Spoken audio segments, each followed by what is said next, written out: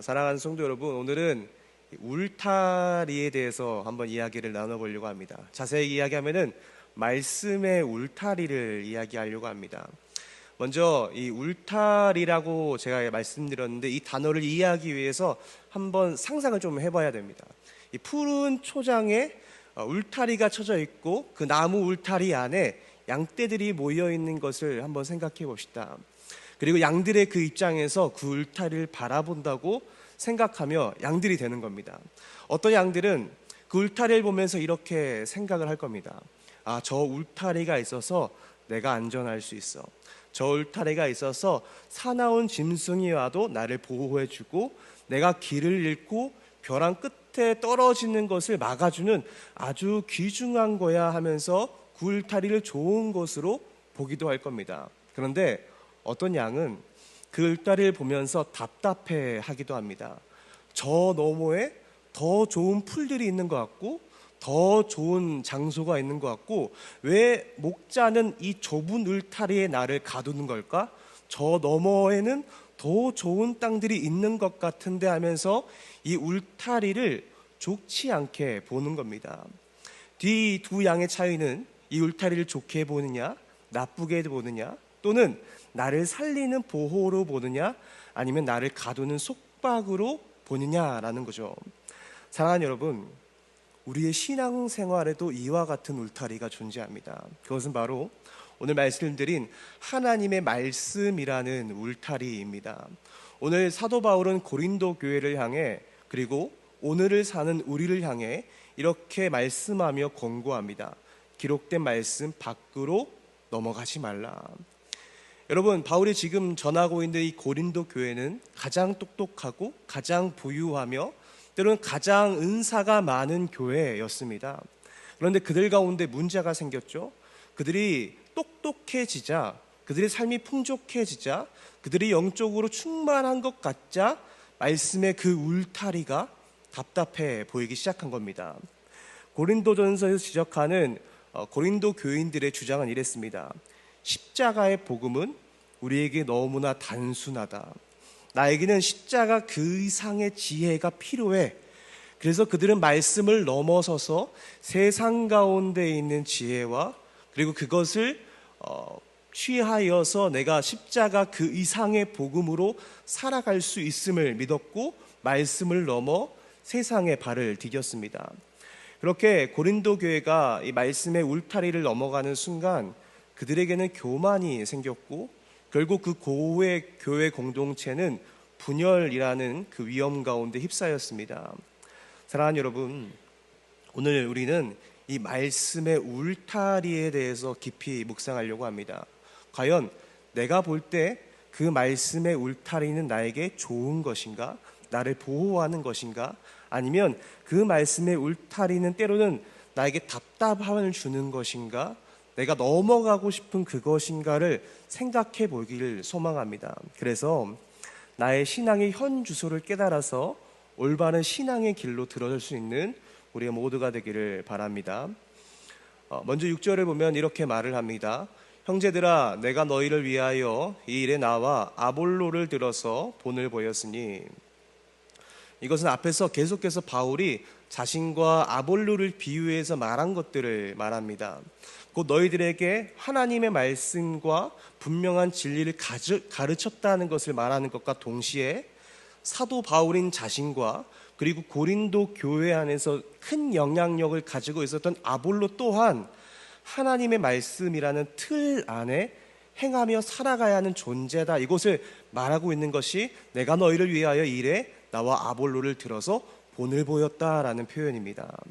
그러면서 그들이 이렇게 본을 보인 이유에 대해서 이렇게 말합니다. 6절 중반절에 이는 너희로 하여금 기록된 말씀 밖으로 넘어가지 말라 한 것을 우리에게서 배워.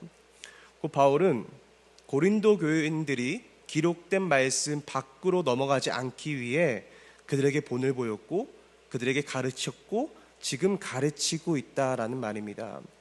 그렇다면 우리는 먼저 여기서 말하고 있는 기록된 말씀이 무엇인가에 대해서 정확하게 알아야 됩니다. 이 기록된 말씀은 문자 그대로 단순히 그냥 종이에 적힌 글자를 말하는 것이 아닙니다. 이 기록된 말씀이란 보여주시면 첫 번째는 구약 성경을 의미합니다. 그 바울이 앞서서 인용했던 수많은 구약의 내용들, 그 구약 성경 자체, 그 원리와 모든 내용을 포함합니다. 그리고 두 번째는 복음, 그가 전했고 그가 눈물로 전했던 그 복음의 정수들, 그리고 그들이 함께 공유했던 사도들의 가르침, 쉽게 이해하면 복음서의 내용들, 그리고 바울이 그 교회에 전한 복음의 내용들입니다. 그리고 마지막 이 세 번째로 적혀 있는 게 매우 중요한 것은 이 말씀은 바울의 설교, 곧 기록된 텍스트를 넘어서 오늘날 강단에서 선포되는 설교자의 설교를 다 포함하는 것이 오늘 본문에서 말하는 기록된 말씀입니다. 즉 기록된 말씀 밖으로 나가지 말라는 것은 구약 성경, 복음, 신약 성경, 그리고 하나님의 말씀이 선포되는 모든 설교 안에 머물라는 뜻입니다. 곧 나의 삶이 하나님의 그 말씀의 울타리 안에 있어야 한다는 거죠. 들어보면 너무나 당연한 말씀이잖아요. 우리가 말씀의 울타리 안에 있어야 된다, 하나님 안에 있어야 한다. 그것은 우리들 가운데 너무나 당연한 이야기입니다. 그런데 이 말을 조금만 자세히 생각해 보면은 나의 작은 생각도, 나의 작은 말도, 나의 작은 행동도 하나님의 말씀을 벗어나서 안 된다는 말입니다. 근데 이 대목에서 중요한 것은 바울은 앞서 말씀드린 것처럼 기록된 신구약 성경만이 아니라 바울이 내가 전한 설교, 그 설교의 메시지가 포함된다라는 거죠. 이 말은 오늘날 이 설교 강단에서 선포되는 그 말씀도 우리의 말씀의 울타리라는 겁니다. 우리가 성경 통독도 하고 큐티도 하고 뭐 여러 가지 말씀을 읽는 그러한 습관들을 가지고 있지만 사실 우리가 접하는 상당량의 말씀은 설교로부터 나옵니다. 그렇게 우리가 설교를 어떻게 대하고 있느냐, 그것을 돌아볼 때 결국 내가 말씀의 울타리 안에 있는가, 아니면 그 말씀의 울타리를 벗어 밖으로 나가려고 하는가를 알 수 있습니다. 곧 우리가 설교 말씀을 들을 때 우리는 선택의 기로에 서는 겁니다.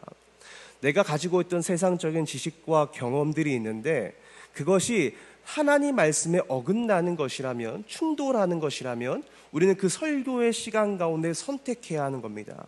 내가 가지고 있었던 생각과 판단을 믿고 아니다, 나는 그 울타리를 넘을 것인가, 아니면 말씀의 건의 앞에 무릎을 꿇고 울타리 안에 들어와 살 것인가를 선택해야 하는 겁니다. 그렇다면 우리가 이 선택을 그냥 너무 쉽게 우리는 말씀이 울타리 안에 있겠습니다 라고 짓기 전에 이 말씀의 울타리를 벗어난 사람과 또 말씀 안에 있는 사람들의 특징을 한번 생각해 보겠습니다. 첫 번째로 말씀의 울타리 밖에 있는 자에 대해서 말씀드리겠습니다. 이 말씀 밖으로 나간 자의 첫 번째 특징은 그들은 말씀에 만족하지 못한다는 겁니다. 첫 번째 특징입니다. 말씀에 만족하지 못한다는 겁니다. 곧 복음의 그 단순함, 우리가 예수 그리스도를 믿음으로 구원을 받습니다. 그 단순함을 견디지 못하고 하나님의 그 말씀을 불만족하며 듣는다는 거죠. 고린도 교회는 바울이 전한 그 십자가의 복음이 초라하게 느껴진 겁니다. 당시 그리스 사람들에게 수사, 말을 잘하는 것, 화려하게 그 뛰어난 세상적인 가치들을 말하는 것, 이것이 최고의 가치로 여겼습니다. 깊이 있는 철학적 그런 논리가 있어야지 그것이야말로 참된 지혜라고 그들은 생각했습니다. 그래서 때로는 너무나 단순해 보이는 그 십자가의 복음이, 그 말씀이 부족하다고 그들은 느낀 겁니다. 그래서 말씀에 세상의 철학을 놓고 신비로운 체험을 강조하면서 화려한 언변을 복음보다 더 귀중하게 생각한 겁니다. 여러분, 이것은 되게 무서운 점입니다. 원래 우리도 마찬가지이기 때문이죠. 하나님의 말씀이 선포되어도 우리 마음 가운데 드는 생각은 너무나 당연한 소리 아니야? 좀 더 좋은 거 없나? 아니면 그 말씀 가운데 나를 또 웃게 하고 나를 울게 하는 자극적인 내용들은 없나? 아니면 간지러운 내 귀를 만족시켜줄 그런 지식은 없나 하면서 설교를 들을 때 우리 마음 가운데 그런 마음들이 일어난다는 것이요. 이것이 말씀 밖으로 나가려는 신호라고 알 수 있습니다. 말씀이라는 투박한 나무 울타리보다 이 세상의 화려한 그러한, 요즘에 네온사인이라고 하지 않는데 제가 어렸을 때 항상 네온사인, 나은사인 그러셔서 그 네온사인을 향해 나아가는 거죠. 그리고 두 번째로 하나님 말씀 대신 자신이 기준이 되는 특징을 갖습니다. 그 말씀을 울타리를 벗어나면 그것은 필연적으로 내가 내 삶의 기준이 되는 겁니다. 바울은 이 상태를 부풀어 오는 마음이라고 말을 하는데 6절 하반절에 이 교만이라는 단어가 교만한 이 동사인데 푸시오 해가지고 풀무지를 하다, 바람을 넣다라는 단어입니다. 여러분, 풍선을 생각해 보면은 풍선은 사실상 별거 없는데 공기를 계속 주입하면 점점 커집니다. 안에는 아무것도 없지만 뭔가 대단해 보이게 풍선이 점점 커집니다. 제 딸 고은이가 토요일에 이제 두돌이여가지고 풍선을 막 이제 제가 불진 않았지만 아내가 막 불어가지고 생일 파티를 해줬습니다. 고은이는 그것을 보면서 너무나 좋아해요. 이 작은 풍선이 그렇게 바람으로 불어서 커지게 되는 것, 그것을 대단하게 생각을 합니다. 그런데 우리가 바늘로 그걸 콕 찌르면 때로는 그것을 풀어서 그냥 날려버리면 아무것도 없는 실체라는 것을, 허상이라는 것을 잘 알고 있습니다. 말씀 밖으로 나간 마음이 이와 같습니다. 하나님 말씀이라는 절대적인 기준, 설교를 통해 전달되는 그러한 하나님의 그러한 통제권이 사라지니 내 경험, 내 지식, 세상이 말하는 것, 세상이 좋아 보이는 것, 내 눈에 탐탁하게 보이는 것, 그것이 기준이 되는 겁니다. 그래서 내 생각에는 이런데, 목사님 말씀은 저렇지만 내 형편은 이런데 저 말씀을 적용할 수 없어 하며 스스로를 하나님 말씀보다 나의 판단을 더 높은 위치에 부풀리는 것, 이것이 교만의 본질입니다. 곧 자기가 기준이 되어 모든 것을 판단하는 영적인 실명 상태에 이르는 거죠. 그리고 그렇게 부풀어 오는 풍선은 반드시 옆에 있는 풍선을 밀어대게 되어 있습니다. 그래서 세 번째로 그들의 특징은 다른 이들을 대적하며 줄을 세운다는 겁니다. 곧 분열입니다. 교회 안에 분열을 일으키게 됩니다. 6절 하반절에 바울은 이렇게 말합니다. 서로 대적하여 교만한 마음을 가지지 말게 하려 함이라. 이 뜻을 조금 더 자세히 풀면은 한 사람, 여기서는 아볼로인데 아볼로를 위하여 다른 사람 바울을 대적하며 교만한 마음을 가지지 않게 하려 함이라. 이것이 정확한 뜻입니다. 말씀 밖으로 나간 자들은 고린도 교회 안에서는 비교를 하고 대적했다라고 말합니다. 고린도 교인들이 나는 아볼로파다, 나는 바울파다, 나는 게바파다, 나는 그리스도파다라고 말한 것은 그들을 존경해서 그것이 아닙니다. 사실은 그 사역자들을 이용하기 위해서입니다. 내가 지지하는 아볼로는 이런 면에서 참 지혜가 좋아. 그래서 네가 바울을 따르고 있다면 바울을 따르는 너보다 내가 더 높은 수위에 있는 수준 높은 신앙이야.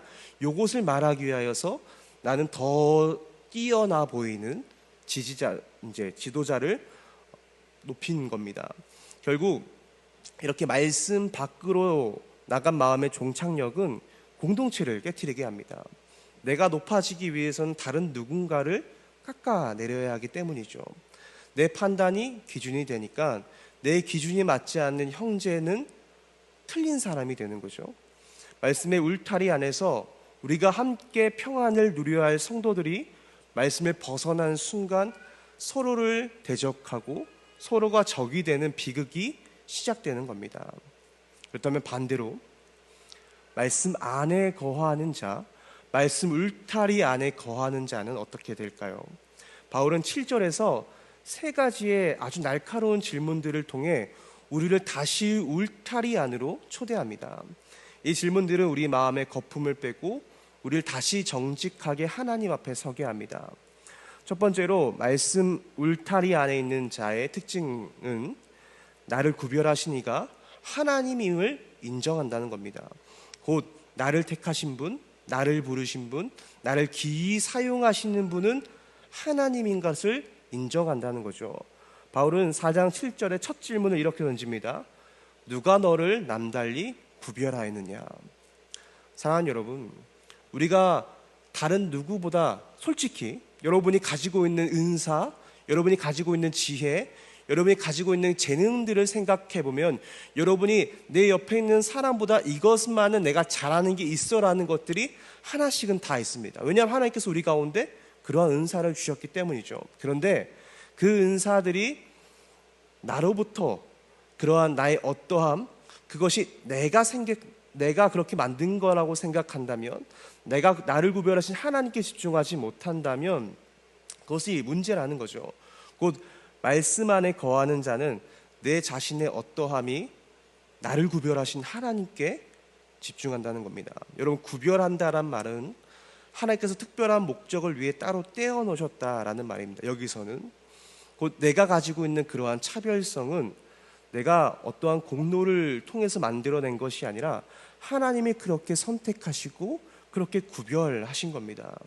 그래서 말씀 안에 있는 자는 그것을 잘 압니다. 내가 이 직분을 맡은 것도, 내가 이러한 섬김을 하는 것도 내가 잘나서가 아니라 하나님이 나를 이 자리에 세웠구나라는 것을 아는 겁니다. 그래서 이 사실을 아는 사람은 절대로 교만할 수 없습니다. 여러분, 하나님께서 구별하신 그 목적은 자랑이 아니라 하나님께서 주시는 사명이기 때문입니다. 말씀 안에 있는 자는 내가 내 삶의 주인공이 아니라 나를 구별하신 하나님이 주인공이심을 분명하게 아는 자입니다. 그리고 두 번째 특징은 모든 것을 선물과 위탁으로 여긴다는 겁니다. 바울은 두 번째 질문 이렇게 합니다. 4장 7절에 내게 있는 것 중에 받지 아니한 것이 무엇이냐. 이 질문을 통해서 제가 한번 설교도 했었는데, 이 질문은 우리의 모든 자랑을 깨부수는 하나님의 질문입니다. 사랑하는 성도 여러분, 우리 스스로 우리에게 자문하면서 질문해 봅시다. 우리가 가진 것 중에 받지 아니한 것이 무엇이 있겠습니까? 우리가 가지고 있는 생명, 우리가 숨쉬고 있는 모든 공기, 나의 가정, 나의 자녀, 나의 재능, 심지어 우리가 주를 믿게 된 그 믿음마저도 하나님께서 다 우리들 가운데 주신 겁니다. 성경은 이것을 은혜라고 부릅니다. 은혜는 받아들 자격이 없는 자에게 거저 주시는 하나님의 사랑, 하나님의 호의입니다. 학자들은 이것을 은혜의 수동성이라고 말합니다. 곧 은혜는 내가 무엇을 해서 얻어내는 것이 아니라 하나님께서 주시는 것, 이것이 은혜라고 말합니다. 내가 기도해서, 내가 열심히 살아서, 내가 예배 잘 드려서 받는 것이 은혜가 아니라 하나님이 우리 가운데 부어주시는 것, 자격이 없는 우리들 가운데 부어주시는 것, 이것이 은혜입니다. 우리의 모든 인생은 은혜라고 말할 수 있습니다. 그래서 말씀 안에 거하는 성도는 철저하게 받은 자, 나는 받은 자다, 나의 모든 것은 하나님께로부터 받은 자다라는 정체성을 가집니다. 그래서 선물로 받은 것을 마치 내가 무엇인 어떠한 공로를 통해서 얻어낸 것이라고 자랑하는 것은 너무나 우스운 일입니다. 그래서 말씀 안에 있는 사람은 내가 가지고 있는 모든 소유를 하나님께서 나에게 주신 위탁물로 생각합니다. 그래서 내가 많이 가졌거나 내가 적게 가져도 절대 비굴하지 않습니다. 내가 많이 가져도 우월감을 느끼지 않습니다. 주신 이도 여호와시오, 거두신 이도 여호와시니 여호와의 이름이 찬송을 받을지니이다. 이렇게 고백했던 욥의 마음이 말씀 안에 거하는 자의 마음, 모습입니다. 그리고 마지막 세 번째로 그들은 오직 겸손하게 예수 그리스도를 따르며 살아갑니다. 4장 7절에 마지막 이렇게 질문합니다. 내가 받았은즉 어찌하여 받지 아니한 것 같이 자랑하느냐. 바울의 이 마지막 질문은 태도에 대한 질문입니다. 이미 받았는데 왜 안 받은 것처럼 자랑하냐라는 질문이죠. 이 말은 왜 내 공로인 것처럼 하나님을 가리고 네가 그 가운데 나타나고 있느냐라는 말입니다. 반대로 말하면 울타리 안에 있는 자, 말씀의 안에 있는 자는 자랑의 방향이 완전히 바뀌는 거죠. 교만은 나를 나타내고 나를 자랑하려 하지만 겸손한 자, 말씀 안에 있는 자는 나를 부유하게 하신 하나님을 자랑합니다. 실제로 사회에서도 진짜 실력 있는 사람은 자신을 자랑하지 않습니다. 근데 진짜 영적인 사람도 마찬가지입니다. 진실로 영적인 사람은 자신의 영성, 내가 알고 있는 성경적인 지식 뽐내지 않습니다. 왜냐하면 내가 받은 그 모든 풍성함이 하나님으로부터 온 것임을 잘 알기 때문입니다. 그래서 바울은 이어지는 그 4장의 뒤에 있는 구절들에서 이 사도들이 받는 고난에 대해서 이야기하는데, 거기서 바울은 사도들인 내가 세상의 구경거리가 되고 내가 삶 가운데 비천해져도 괜찮다라고 말을 합니다. 왜입니까? 그가 하나님의 위대하심을 보았기 때문입니다. 나를 비우고 내 안에 그리스도를 채우는 기쁨을 그가 알았기 때문입니다. 그래서 말씀 안에 거하는 자는 세상이 무엇이라 말하든, 세상이 나를 무엇이라 유혹하든 흔들리지 않습니다.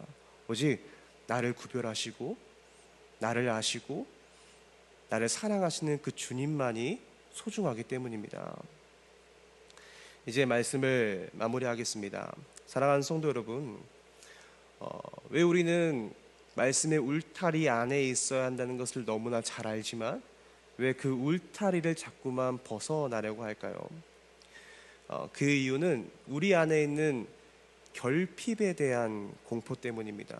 그러니까 내가 말씀만 믿다가 손해볼 것 같은 마음, 내가 말씀이 아니라 세상에서 무엇인가 더 많이 해서 나를 발전시켜야 한다는 마음, 세상 가운데 나를 조금 더 드러내고 증명해야 한다는 마음, 내가 얼마나 대단한지를 보여줘야 사람들이 날 무시하지 않을 거라는 그러한 공포가, 그러한 결핍의 공포가 우리 가운데 있기 때문입니다.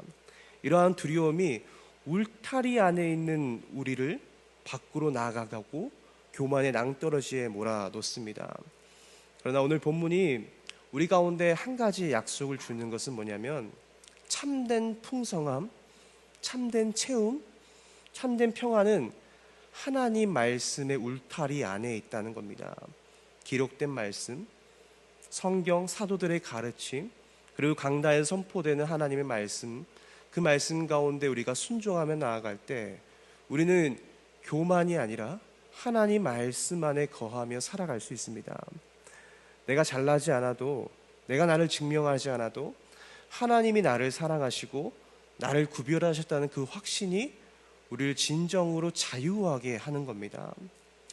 울타리 밖에 더 좋아 보이는 것이 많이 있을 수 있습니다. 그런데 결국 그 끝에는 나를 삼키는 어둠만이 있습니다. 하지만 말씀 안에 있을 때 우리는 우리를 지키시는 목자, 그 지팡이와 막대기로 우리를 건져내시고 살려내시는 목자와 함께 삶을 살아가게 됩니다. 사랑하는 성도 여러분, 이번 한 주간 내가 말씀의 울타리 안에 있는지 점검하는 시간이 되었으면 좋겠습니다. 혹시나 내가 그 말씀보다 나의 생각과 판단이 앞서 있다면, 내가 받은 은혜를 나의 공로로 생각하고 있다면 돌이키시길 바랍니다. 그래서 마음을 다시 예수 그리스도 울타리 안으로 들어오시는 여러분 되기를 소망합니다.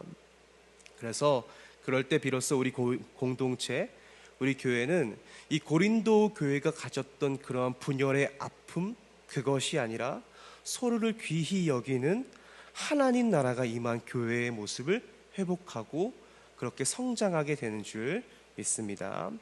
말씀 밖으로 나간 마음을 회개하고 오직 주님 주신 말씀 안에서 참된 안식과 평화를 누리는 저와 여러분 되시길 주님의 이름으로 축원합니다.